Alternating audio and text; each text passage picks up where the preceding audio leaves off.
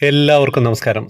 അങ്ങനെ ചേച്ചി അങ്ങനെ ഗുരുവായൂരിലൂടെ നടക്കാണ്. എപ്പന്നറിയോ? ഇപ്പൊ ഇതാ ഞാൻ ഈ ഫയല് വായിക്കുമ്പോന്ന് വെച്ച് കഴിഞ്ഞാൽ പോകുന്നതിന് മുമ്പേ ഏൽപ്പിച്ചതാണ്. ഈ ദിവസം പറയണം ട്ടോ എന്ന്. അപ്പം ഗുരുവായൂരിലിരിക്കുന്ന ചേച്ചിക്ക് അവിടുന്ന് തന്നെ കേൾക്കാലോ. അതൊരു ഭാഗ്യം തന്നെയല്ലേ. തൻ്റെ കൃഷ്ണാനുഭവം നമ്മളിലേക്ക് ചാനലിൽ അയച്ചു തരിക. അത് ഇഷ്ടപ്പെട്ട സ്ഥലത്തിരുന്ന് കേൾക്കാൻ സാധിക്കുക എന്ന് പറയുന്നത്. അപ്പം ഞാനത് വായിക്കാം. നമുക്കെല്ലാവർക്കും കേൾക്കാലോ. കൂടെ കൂടാട്ടോ. ഹരേ കൃഷ്ണ. നമസ്തേ ശ്രീകാന്ത് സാർ. ഇന്ന് എനിക്കുണ്ടായിട്ടുള്ള അനുഭവമാണ്. സാറിൻ്റെ സൗണ്ടിൽ കേൾക്കുമ്പോൾ നല്ല മാധുര്യമാണല്ലോ. ചെറിയ സർജറി കഴിഞ്ഞു. ചെറിയ റെസ്റ്റിലൊക്കെ ആയിരുന്നു കേട്ടോ ഞാൻ വെള്ളിയാഴ്ച പോകാമെന്നാണ് വിചാരിച്ചത്. പക്ഷേ ഇന്ന് മോളുടെ ബർത്ത്ഡേ ആയിരുന്നു. മോൾ ഒന്ന് ഗുരുവായൂരിൽ പോകണമെന്ന് നിർബന്ധം പിടിച്ചു. ഞാനത് സമ്മതിക്കുകയും ചെയ്തു. മോളുടെ ഇഷ്ടത്തിനാണ് ഇപ്പം പോകുന്നത് കേട്ടോ. എന്നെ കൊണ്ടുപോയതും അങ്ങനെ തന്നെയാണ്. ഞങ്ങൾ ഇവിടെ എറണാകുളത്തുനിന്നും 6:20 ട്രെയിനിൽ കയറി. ട്രെയിനിൽ ഇരിക്കുമ്പോഴേ മോൾ എന്നോട് പറഞ്ഞു, അമ്മച്ചി എനിക്ക് പരീക്ഷ ആയതുകൊണ്ട് ക്യൂവിലൊന്നും നമുക്ക് നിൽക്കണ്ട കേട്ടോ, അകത്ത് കൊടിമരത്തിൻ്റെ അടുത്ത് നിന്ന് തൊഴുതിട്ട് നാമം ജപിച്ച് നമുക്ക് തിരിച്ചു പോരാം. ഞാനത് സമ്മതിച്ചു. ഞങ്ങൾ കൊടിമരത്തിൻ്റെ അടുത്ത് തുലാഭാരം കൊടുക്കുന്നതിൻ്റെ അരികിലായി അവിടെ ഇരുന്ന് ഇങ്ങനെ നാമം ജപിച്ചുകൊണ്ടിരിക്കുകയാണ്. കുറച്ച് കഴിഞ്ഞപ്പോൾ ഒരാൾ വന്ന് പറഞ്ഞു, ശ്രീഭൂതബലിക്ക് സമയമായി, എല്ലാവരും എഴുന്നേറ്റ് മാറൂ. ഞങ്ങൾ എഴുന്നേറ്റ് പ്രസാദം കൊടുക്കുന്ന സൈഡിലേക്ക് മാറിയിരുന്നു കേട്ടോ. കുറച്ച് കഴിഞ്ഞ് ആനപ്പുറത്ത് നമ്മുടെ സാക്ഷാൽ ഗുരുവായൂരപ്പൻ ആനപ്പുറത്ത് എഴുന്നള്ളി പഞ്ചവാദ്യങ്ങളോടുകൂടെ പുറകെ ഹരേ രാമ പറഞ്ഞ് ഭക്തരും വരുന്നുണ്ട് കേട്ടോ. മോളോട് ഞാൻ പറഞ്ഞു, നമുക്കും പുറകെ നടക്കാം. വേണ്ട, നല്ല തിരക്കാണ് അമ്മച്ചി, ഇവിടെ നിന്നാ മതി.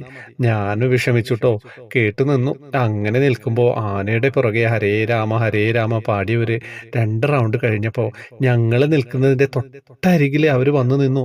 ഹരേ രാമ പാടാൻ തുടങ്ങി. എനിക്ക് വലിയ സന്തോഷമായി. ഞാനും അവരുടെ ഒപ്പം ഉറക്കെ ഹരേ രാമ സന്തോഷത്തിൽ ചൊല്ലിത്തുടങ്ങി. അത് കഴിഞ്ഞ് പ്രസാദം വാങ്ങി ഞങ്ങൾ പുറത്തിറങ്ങി. മോള് പറഞ്ഞു, അപ്പച്ചി ഭക്ഷണം കഴിക്കാൻ നമുക്ക് നിൽക്കണ്ട, കുറച്ച് കമ്മലൊക്കെ എനിക്ക് വാങ്ങിക്കണം, എന്നിട്ട് നമുക്ക് വേഗം പോകാം 1:30 ട്രെയിനിന്. എനിക്കിപ്പോൾ വിഷമമായിട്ടോ, ഭക്ഷണം കഴിക്കാൻ പറ്റിയില്ലല്ലോ എന്നോർത്ത് ഞാൻ ആദ്യമായിട്ടാണ് തെക്കേ നടയിലുള്ള കടയിൽ കയറുന്നത്. മോള് ഓരോ കടയിലും കയറി. അവൾക്ക് ഇഷ്ടമായ കമ്മലൊന്നും കിട്ടിയില്ല. ലാസ്റ്റ് ഒരു കടയിൽ കയറി. അവൾക്ക് ഇഷ്ടമായ കമ്മൽ കിട്ടി. ആ കമ്മലുകൾ എടുത്തുകൊണ്ടിരിക്കുമ്പോൾ കടയിലെ ചേച്ചി ഞങ്ങളോട് ചോദിച്ചു, നിങ്ങൾ ഭക്ഷണം കഴിച്ചോ? ഞാൻ പറഞ്ഞു, ട്രെയിനിൻ്റെ സമയം കഴിയും, നല്ല ക്യൂ ആയതുകൊണ്ട് ഞങ്ങൾ കഴിച്ചില്ല. ആ ചേച്ചി പറഞ്ഞു, വരൂ നമുക്ക് കഴിച്ചിട്ട് വരാം. എൻ്റെ മകൻ ഇവിടെ ജോലി ചെയ്യുന്ന ആളാണ്, അവൻ്റെ പാസിൽ നമുക്ക് കയറാം. വേഗം പോയി നമുക്ക് ഭക്ഷണം കഴിക്കാം, എന്നിട്ട് വന്നിട്ട് കമ്മൽ നോക്കാം. ഹരേ കൃഷ്ണ. ഞാനും മോളും അതിശയിച്ചു പോയി. അങ്ങനെ ഞങ്ങൾ അവിടെ ജോലി ചെയ്യുന്നതിനിടെ ഭക്ഷണം കഴിക്കാൻ ആ ചേച്ചി ഞങ്ങളെ കൊണ്ടുപോയിട്ടോ. ആ ജോലി ചെയ്യുന്ന അങ്ങനെ ഞങ്ങൾ അവിടെ ജോലി ചെയ്യുന്നയാളുടെ പാസിൽ ഭക്ഷണം കഴിക്കാൻ ആ ചേച്ചി ഞങ്ങളെ കൊണ്ടുപോയി. സത്യം പറഞ്ഞു കഴിഞ്ഞാൽ അവിടെ എന്താ സംഭവിച്ചതെന്ന് ഞങ്ങൾക്ക് അറിയില്ലായിരുന്നു. അങ്ങനെ ഞങ്ങൾ സന്തോഷത്തോടെ ഭക്ഷണം കഴിച്ചുകൊണ്ടിരിക്കുമ്പോൾ എൻ്റെ മോള് പറയാണ്, ഇന്നെൻ്റെ ബർത്ത്ഡേ ആയിട്ട് ഭഗവാന്റെ ഭക്ഷണം കഴിക്കാൻ എനിക്ക് സാധിച്ചു. എനിക്ക് നല്ല സന്തോഷമായ അമ്മച്ചി. അതുകൂടി കേട്ടപ്പോൾ എനിക്ക് ഭഗവാനോട് ഏറെ ഇഷ്ടമായി. അവിടെ നിന്ന് എല്ലാം അറിയുന്നുണ്ടല്ലോ കൃഷ്ണ, നമ്മളൊന്നും പറയാതെ എല്ലാം അറിഞ്ഞ് ഭഗവാൻ നമുക്ക് തരുന്നു.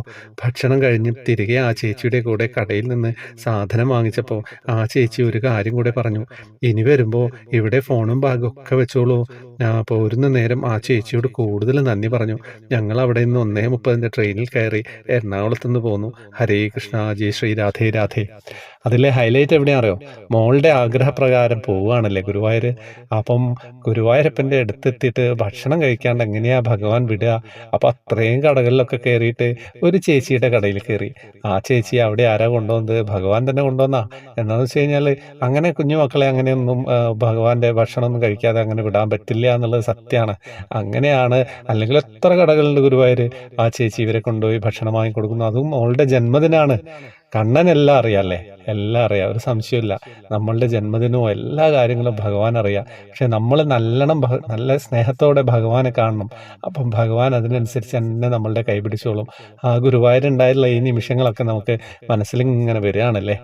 ഗുരുവായൂർ വരുന്നതും ഉള്ളിൽ ചുറ്റമ്പലത്തിൻ്റെ ഉള്ളിൽ അവിടെ ശിവേലിക്കായിട്ട് കാത്തു നിൽക്കുന്നതും അങ്ങനെ അവരുടെ മുന്നിൽ വന്ന് ഹരേ രാമ ചൊല്ലുന്നതും പുറത്ത് വന്ന് വേഗം പോകണം, കുറച്ച് കമ്മലൊക്കെ വേണം. കുട്ടികളല്ലേ, കുട്ടികൾക്ക് കമ്മലൊക്കെ പ്രളയം വളരെ പ്രധാനമായിട്ടുള്ള കാര്യങ്ങളാണ്. ഗുരുവായൂർ വരുന്നത് തന്നെ പലപ്പോഴും ഞാനൊക്കെ ചെറുപ്പത്തിൽ പോകുമ്പോൾ ഇതൊക്കെ തന്നെയായിരുന്നു. ഇങ്ങനെ നടന്നുകൊണ്ടിരിക്കും. നിലവിളിച്ച് കച്ചറ ഉണ്ടാക്കി ദിവസവും ചീത്തയൊക്കെ കേൾക്കും. എന്നിട്ട് അമ്മ അങ്ങനെ എടുക്കും. അമ്മ എപ്പോഴും പറയും, 6 വയസ്സ് 7 വയസ്സായപ്പോഴും നിന്നെ ഞാൻ എടുക്കാറുണ്ടായിരുന്നു. അനിയത്തി പ്രിയ അങ്ങനെ നടക്കും, നിന്നെ ഞാൻ എടുത്തുകൊണ്ട് നടക്കും. അങ്ങനെയൊക്കെ കുട്ടികളുടെ കാര്യം അങ്ങനെയൊക്കെയല്ലേ. അപ്പൊ എന്താ കഥ, ഒന്നും പറയാനില്ല. ഹരേ കൃഷ്ണ. വാട്സപ്പ് ഗ്രൂപ്പിലേക്ക് വരുന്നവർക്ക് വരാം, ജോയിൻ ബട്ടണിലൂടെ വരണം. കുറേ കാര്യങ്ങളുണ്ട്, നമ്മുടെ ചോദ്യാലങ്കാരവും സമ്മാന പദ്ധതികൾ, അങ്ങനെ കുറേ കാര്യങ്ങൾ ഗ്രൂപ്പുകളിലുണ്ട്. ഹരേ കൃഷ്ണ, അവരൊന്നും പറയാനില്ല.